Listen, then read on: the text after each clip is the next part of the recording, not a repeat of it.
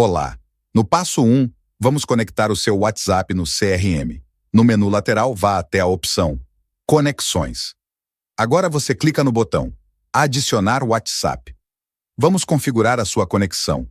Para iniciar, escreva o nome que aparecerá nas conversas, como nesse exemplo na sua tela. Ative a opção Padrão. Desça até a última opção e escolha Sim.